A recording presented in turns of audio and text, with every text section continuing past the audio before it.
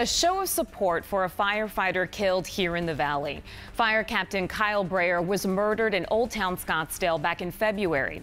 The man charged in his death appeared before a judge today. Team 12's Monica Garcia shows us why it was a crowded courtroom and what the judge decided.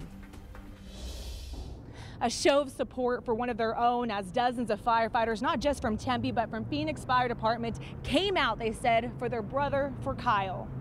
There's a testament, all the guys that showed up here. 21-year-old Hezron Parks turned himself in a day after the shooting.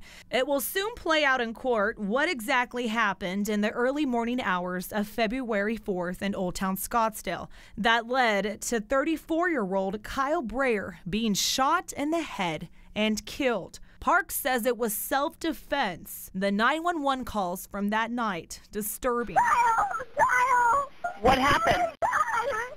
Hello? On Wednesday, Parks' attorney requested a motion to modify release conditions, stating that if his client, who was born in Belize, wanted to leave the area or the country, he would have done so immediately following the shooting and not have turned himself in.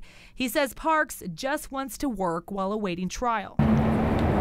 Meanwhile, firefighters from across the valley gathered inside the courtroom along with Brayer's family. They were there to beg the judge not to release Parks.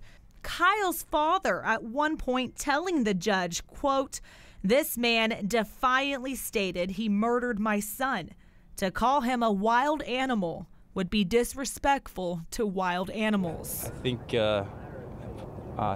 his dad, we call him Pops. Him and I always called him Pops.